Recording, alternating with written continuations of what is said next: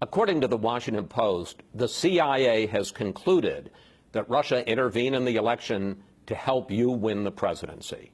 Your reaction? I think it's ridiculous. I think it's just another excuse. I don't believe it. I don't know why. And I think it's just, they talked about all sorts of things. Every week it's another excuse. We had a massive landslide victory, as you know, in the Electoral College. I guess the final numbers are now at 306, and she, down to a very low number. No, I don't believe that at all. You say you don't know why. Do you think that the CIA is trying to overturn the results of the election or somehow to weaken you in office? Well, if you look at the story and you take a look at what they said, there's great confusion. Nobody really knows. And hacking is very interesting. Once they hack, if you don't catch them in the act, you're not going to catch them. They have no idea if it's Russia or China or somebody. It could be somebody sitting in a bed someplace. Like any other, acting in some ways as if he's already commander-in-chief. Because of that, we're calling this hour the Trump way. The president-elect sat down with us for his first in-depth interview since he started naming his cabinet and setting his agenda for an administration that starts in less than 6 weeks. We began with breaking news, the explosive story that the CIA has determined Russia hacked into Democratic files not just to destabilize the U.S. election, but to push a specific objective. According to the Washington Post, the CIA has concluded that Russia intervened in the election to help you win the presidency. Your reaction? I think it's ridiculous. I think it's just another excuse. I don't believe it. I don't know why. And I think it's just, they talked about all sorts of things. Every week it's another excuse. We had a massive landslide victory, as you know, in the Electoral College. I guess the final numbers are now at 306, and she, down to a very low number. No, I don't believe that at all. You say you don't know why. Do you think that the CIA is trying to overturn the results of the election or somehow to weaken you in office? Well, if you look at the story and you take a look at what they said, there's great confusion. Nobody really knows. And hacking is very interesting. Once they hack, if you don't catch them in the act, you're not going to catch them. They have no idea if it's Russia or China or somebody. It could be somebody sitting in a bed someplace. I mean, they have no idea. So why would the CIA put out the story that the Russians wanted you to win? Well, I'm not sure they put it out. I think the Democrats are putting it out because they suffered one of the greatest defeats in the history of politics in this country. And frankly, I think they're putting it out. And it's ridiculous. We ought to get back to making America great again, which is what we're going to do. And we've already started the process. You've said repeatedly you don't believe the intelligence community's analysis that the Russians were involved. But take a look. They're not sure. They're fighting among themselves. They're not sure. But the question is, these are the folks you're going to have to rely on to know what's going on in the world. Of course, they've made changes, at the top. I mean, we're going to have different people coming in because we have our people, they have their people, and I have great respect for them. But if you read the stories, the various stories, there's disputing. I mean, they're disputing, and certain groups don't necessarily agree. Personally, it could be Russia. I don't really think it is, but who knows? I don't know either. They don't know, and I don't know. I just want to ask you about your skepticism about the intelligence community. You are getting the presidential daily brief only once a week. Well, I get it when I need it. But is there some skepticism? First of all, these are very good people that are giving me the briefings. And I say, if something should change from this point, immediately call me. I'm available on 1 minute's notice. I don't have to be told, I'm like a smart person. I don't have to be told the same thing and the same words every single day for the next 8 years. Could be 8 years, but 8 years. I don't need that. But I do say, if something should change, let us know. Now, in the meantime, my generals are being briefed, and Mike Pence is being briefed, who is, by the way, one of my very good decisions. He's terrific. And they're being briefed, and I'm being briefed also. But if they're going to come in and tell me the exact same thing that they told me that, it doesn't change necessarily. Now, there'll be times where it might change. I mean, there'll be some very fluid situations. I'll be there not every day, but more than that. But I don't need to be told, Chris, the same thing every day, every morning, same words. Sir, nothing has changed. Let's go over it again. I don't need that. President Obama just ordered a full review of Russia's involvement hacking in the election, and Democrats are now calling for hearings. Do you think this is part of an effort to undercut you? Well, it could be. I think President Obama's been terrific. He's been, very respectful of the process and everything else. So I saw that. But, and I want it too. I think it's great. I don't want anyone hacking us. And I'm not only talking about countries. I'm talking about anyone, period. But if you're going to do that, I think you should not just say Russia. You should say other countries also, and maybe other individuals. It's not necessarily. But do you think this is a political effort here? It could be. I mean, it could be. Hey, look, we had many people are saying one of the great victories of all time. They're very embarrassed. We'll have much more of our exclusive interview with Mr. Trump a little later. Who will he choose for Secretary of State? And will he really cut all ties to the Trump businesses? But first, we also went on a road trip with the president-elect to the Army-Navy game, a rivalry dating back to 1890. And along the way, we learned a lot about the style of our new commander-in-chief. We pulled out of Trump Tower in a full-scale presidential motorcade. Streets in Midtown Manhattan were blocked off, and the crowds watching signaled how they felt about the president-elect. At LaGuardia, we drove right up to Trump Force One. It was the first time we could find a president-elect was going to an Army-Navy game. Mr. Trump climbed on board the plane he says is a step up from Air Force One. Much of his team was there. Chief of Staff Reince Priebus and Senior Advisor Steve Bannon, National Security Advisor General Mike Flynn, and Rudy Giuliani, who just took himself out of the running for Secretary of State. Once we'd leveled off, I asked the president-elect about his new life. Army-Navy game. In a sense, is this your unofficial debut as Commander-in-Chief? No, it's just something I've wanted to see. It's beautiful. It's hopefully going to be a good game, but really just something I want to see. It's the armed forces the way I look at it, and I love and respect the armed forces. I mean, it's going to be, I think we're going to have a good time. You spent 5 years at the New York Military Academy, a boarding school, where you became the captain of cadets. What did you learn there about military discipline? Well, I learned that I respected it, and I respect people in the military, and I always have, at least since I've been there. And we had military people there. We had drill sergeants and colonels, and we actually had a general, and I always respected those people. And I learned that at a young age, they're terrific. There is a lot of curiosity about your lifestyle as president. Are you going to live in the White House? Are you going to spend most of your time at Trump Tower? Yeah, no, I'm going to live in the White House with my family. Barron's going to finish up school because he's got just a couple of months to go, so it's a little hard to take him out of school. And Melania will be back and forth for that first couple of months. So we'll be staying in the White House. You talk about the fact that Mrs. Trump is going to stay back in New York with Barron until he finishes school. Are you going to be lonely rattling around in the White House by yourself for a few months? No, I'll be working. It's a very special place, and it represents so much. And there's a lot to do. There's a lot to do, more than I even thought. It's so many things we can do to make America great again. I mean, that's what it's all about. And I'll be working. I won't be lonely at all. Are your daughter Ivanka and her husband Jared Kushner, are they moving to Washington? Well, we're working that out right now. They're both very talented people.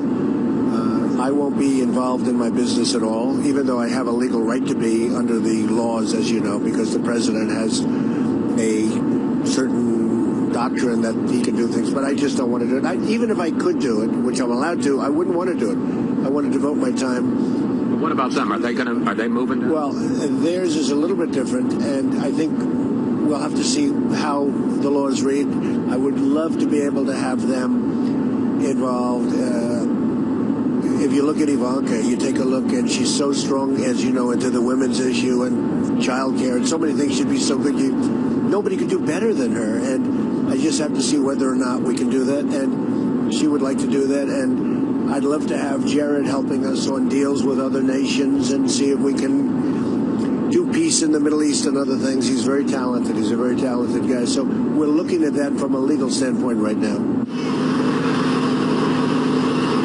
Then it was on to the stadium for the game. First, a meeting with a group of Army cadets and Navy midshipmen. Who's going to win? Who's going to win?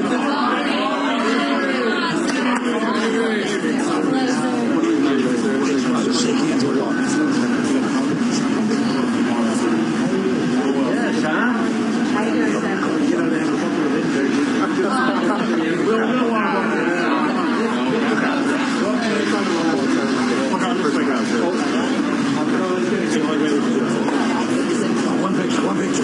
Here we go.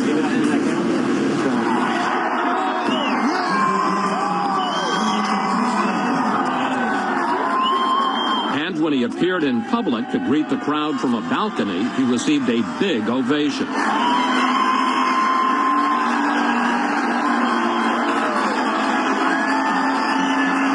Later, we asked the president-elect about attending a game that now has special resonance for him. So what do you think? I think it's fantastic. These are incredible people. You see the enthusiasm, the spirit. Incredible. You're going to be the commander-in-chief in 6 weeks. Yeah. You're going to be in charge of these young men and women. Thoughts about that? Big responsibility. We have to make the right decisions. It really is. It's a daunting responsibility, and we'll do the job. And if you missed it, Army beat Navy 21-17. Its first victory over the midshipmen in 15 years. Coming up, much more of our exclusive interview with Donald Trump. We ask him to clear up exactly where he stands on climate change and about that big cabinet pick he still has to make for Secretary of State. As Fox News Sunday continues its special coverage of the Trump way. And we're back now with our exclusive interview with Donald Trump. The campaign is over, but the president-elect continues to break the rules when it comes to building his administration and setting his agenda. And that's where we began this part of the conversation. We're calling this program the Trump way because I got to tell you, in almost 40 years of covering presidential transitions, I have never seen anything like this. You are setting markers for foreign countries, you're telling corporations and unions what to do, and you're not even in office yet. What can we expect when you're actually the president? My attitude, I want to make good deals for this country. I don't need a $4.2 billion airplane to fly around in, okay? I don't need that. And especially when it's totally out of control because, they've lost control of it. And I let them know that I don't want this. I just see things that's so incredible. You look at the F-35 program with the money, the hundreds of billions of dollars, and it's out of control. And the people that are making these deals for the government, they should never be allowed to go to work for these companies. They make a deal like that, and then a year later or 2 years later or 3 years later, you see them working for these big companies that made the deal. I'm going to put a very, lobbyists I'm doing. This is bigger than the lobbyists. When people order from these massive companies, these massive deals, I don't want the people that are making these horrible deals, the overruns, the cost overruns, I don't want them going to work for the companies after the deals are made. They should have a lifetime restriction. In the last few days, you have named cabinet heads, department agency people, at EPA, at Labor, at Health and Human Services, Education, who are diametrically opposed to what those agencies have been doing for the last 8 years. Fair to say that you're going to take a wrecking ball to the Obama legacy? No, I don't want to do that at all. I just want what's right. EPA, you can't get things approved. I mean, people are waiting in line for 15 years before they get rejected, okay? That's why people don't want to invest in this country. I mean, you look at what's going on, and you can look at a jobs report, but take a look at the real jobs report, which are the millions of people that gave up looking for work, and they're not considered in that number that's less than 5%, okay? I mean, we have jobs that are in the pipeline, and I deal with all the executives, the big ones and the small ones. I have really gotten to know this country, and when you have to wait 10 and 15 years for an approval, and then you don't even get the approval, it's no good. So we're going to clean it up. We're going to speed it up. And by the way, if somebody is not doing the right thing, we're not going to approve. Let's talk about the environment, because in the last week you met with Al Gore and you met with Leo DiCaprio, famous environmentalist. And there were good meetings. And on the other hand, you appointed Oklahoma Attorney General Scott Pruitt to be the head of EPA. Speed up the process. He's been suing EPA. Sure. At one point in the campaign, you said it's a hoax. Yeah, I think it's a big scam for a lot of people to make a lot of money. In the meantime, China is eating our lunch because they don't partake in all of the rules and regulations that we do. On the other hand, you told the New York Times that you're open-minded about it. I am open-minded. So where are you on the empire? I'm still open-minded. Nobody really knows. Look, I'm somebody that gets it. And nobody really knows. It's not something that's so hard and fast. I do know this. Other countries are eating our lunch. If you look at what China's doing, if you look at what I could name country after country. You look at what's happening in Mexico, where our plants are being built, and they don't wait 10 years to get an approval to build a plant, okay? They build it like the following day or the following week. We can't let all of these permits that take forever to get stop our jobs. I won because of the fact that people that are great, great American people have been forgotten. I call them the forgotten man and the forgotten woman. They've been forgotten. And you, in all fairness, and all of the folks in your world in business, you forgot about these people. They're not going to forget about them in 4 years. They're already trying to figure out what happened. But I understood it because I understand our country. Let me ask you a couple of specific questions. Will you still pull out of the Paris Climate Agreement, which has been signed by more than 100 countries to reduce carbon emissions? Will you restart the Dakota Access Pipeline, which the Army just stopped? Okay, let me not answer the Dakota because perhaps that'll be solved by the time I get there, so I don't have to create enemies on one side or the other. But I will tell you, when I get to office, if it's not solved, I'll have it solved very quickly. Meaning you're going to start it? I'm not saying anything. I just say something will happen. It'll be quick. I think it's very unfair. So it'll start one way or the other. You'll have a decision pretty quickly. And also the Keystone Pipeline. You're going to have a decision fairly quickly. And you'll see that. Now, Paris, I'm studying. I do say this. I don't want that agreement to put us at a competitive disadvantage with other countries. And as you know, there are different times and different time limits on that agreement. I don't want that to give China or other countries signing agreements an advantage over us. You have already named 3 retired generals to top positions. Any concern about having too many military men at the top of your administration? Well, President Obama named 3 generals also, and no, these are tremendous people. Sort of, in certain cases, they transition into civilian life. But I like generals. I think generals are terrific. You know, they go through schools and they sort of end up at the top of the pyramid, and that's like a test. They passed the test of life. That's how they got to be a general and other people didn't. So I sort of like generals. And I like the 3 that I have very, very much. Have you settled on a Secretary of State? I'm getting very close. I'm getting very, very close. Do you know who it's going to be? I just have someone in mind that I think will be really fabulous. I think we're going to have one of the great cabinets ever put together. And we're getting that kind of review. Which let me ask you about Rex Tillerson, okay, head of ExxonMobil. Why does a business executive make sense as the chief diplomat? Well, in his case, he's much more than a business executive. I mean, he's a world-class player. He's in charge of, I guess, the largest company in the world. He's in charge of an oil company that's pretty much double the size of his next nearest competitor. It's been a company that's been unbelievably managed. And to me, a great advantage is he knows many of the players, and he knows them well. He does massive deals in Russia. He does massive deals for the company, not for himself, for the company. He's the Secretary of State. No, but I have tremendous respect for him. He's a world-class player. I'm trying to get you to say But I have others. I know you are. And you're doing very well. But I have others also that I think, I mean, Bob Corker is a fantastic guy. Mitt Romney, I've really gotten to know him, and I get along with him really well. But these are, you know, these are all very different types of people. But when you ask me about Rex, I mean, he's a world-class player. There's no question about it.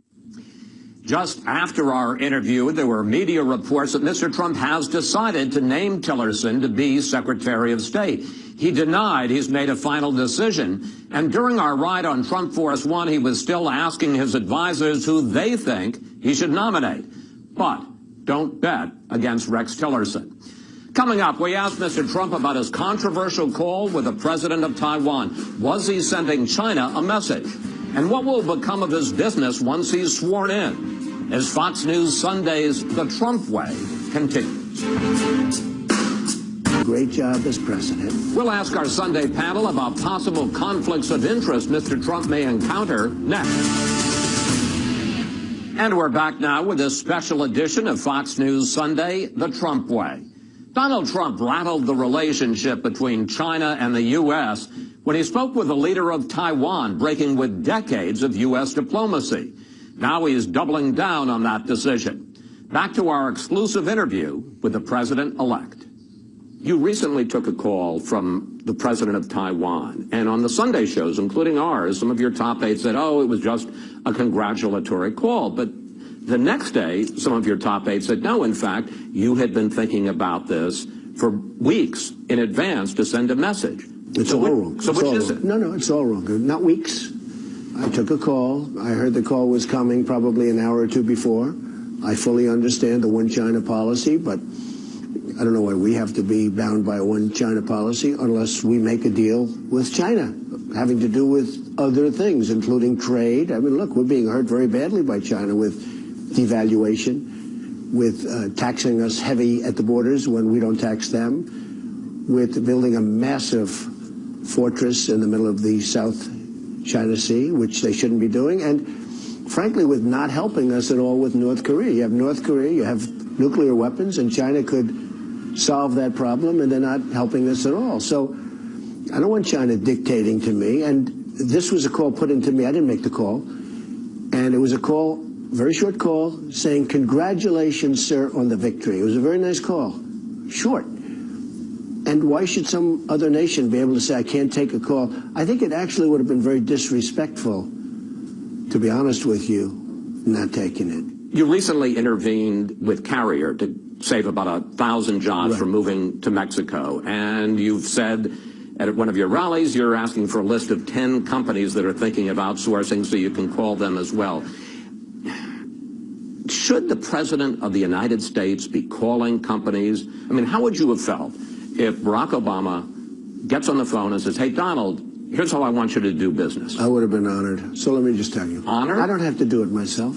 I have great people. We have top smart people. But it's so easy to do.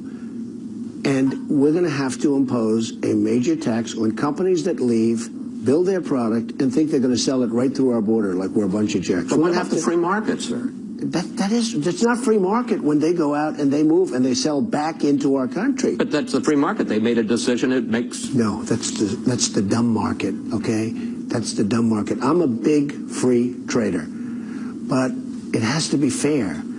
So what's happened is we have lost, over a period of years, short years, 70,000 factories in this country.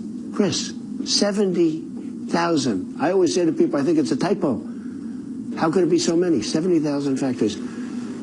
We're being stripped of our workers. We're being stripped of our jobs. Our good jobs are really going down. And we've got to stop it. And the only way you're going to stop it, the nice way, is we're reducing taxes very substantially for companies, so they're not going to have to leave because of taxes. We'll be reducing regulations. Now, those are the nice ways of doing it, and everyone loves it, and everyone's happy. Businesses, way down. Also middle class, but way down. Okay, taxes and regulations. But when a company wants to move to Mexico or another company or another country, and they want to build a nice, beautiful factory, and they want to sell their product through our border, no tax. And the people that all got fired, so we end up with unemployment and debt, and they end up with jobs and factories and all of the other things. It's not going to happen that way. And the way you stop it is by imposing a tax. Now, I've come up with a number of 35%. There is no tax if you don't leave. There is no tax at all. You know, people are saying they don't understand really what I'm doing. I read the Wall Street Journal the other day. Honestly, their editorial board doesn't get it. I don't think they understand business. I don't think the Wall Street Journal editorial board And I know some of them, they're really nice. I don't think they understand business. They don't understand what I'm saying. There's a 35% tax, but there is no tax if you don't move. But if you move your plant or factory and you want to sell back into our country, you fire all your people, there are going to be consequences for that. There are going to be consequences. You know what's going to happen? What? I'll tell you. Yeah. Nobody's going to move. They're not going to move. They're not going to leave. They're going to stay here. You're keeping your stake in Celebrity Apprentice, according. Well, essentially, I'm not going to have anything to do with the management. I know, but isn't that a huge conflict of interest, sir? When I ran, everybody knew that I was a very big owner of real estate all over the world. I mean, I'm not going to have anything to do with the management of the company. You know, when you sell real estate, that's not like going out and selling a stock. That takes a long time. I'm going to have nothing to do with it. And I'll be honest with you, I don't care about it anymore. I'm so focused on doing a great job as president. I don't care if our rent roll goes up a little bit or down. I couldn't care less. But you hammered. My executives will run it with my children. It's a big company. It's a great company. But I'm going to have nothing to do with management. But you hammered Hillary Clinton over the Clinton Foundation and paid. Well, that's different because she's taken in massive amounts of money from foreign countries and other things. And paid a plight. It is impossible to figure out where the Clinton Foundation ends and the State Department begins. It is now abundantly clear that the Clintons set up a business to profit from public office. This is wait a different. minute. You're going to be making massive amount of money. If somebody rents a hotel room? Foreign countries are already booking events at the Trump Hotel in D.C. You've got business operations, deals with foreign countries. Chris, this is all stuff that's done. Isn't this on steroids? No. Foreign interests trying to curry favor with the President of the United States. If I were going to do new deals right now, I am turning down billions of dollars of deals.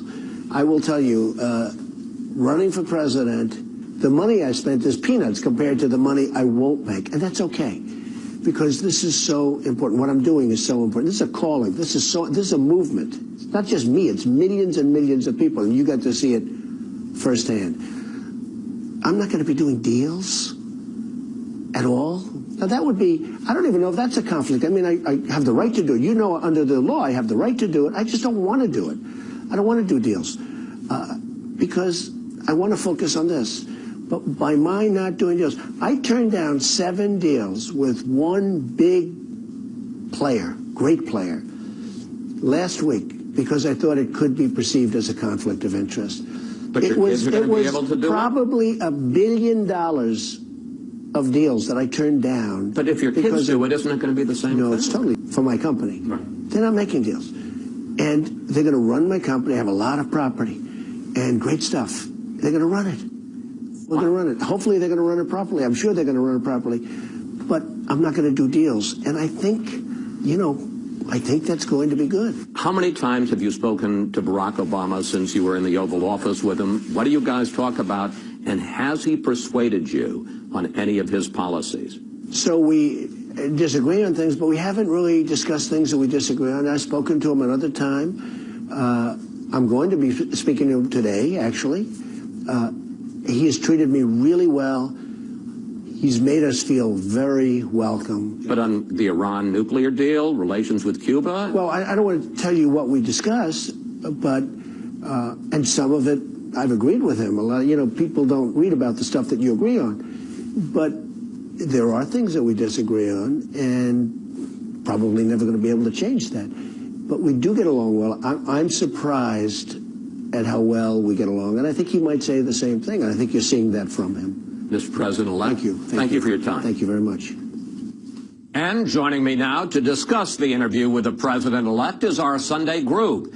Syndicated columnist George Will, Charles Lane of the Washington Post, Jason Riley from the Wall Street Journal and the Manhattan Institute, and Julie Pace, who covers the White House and the transition.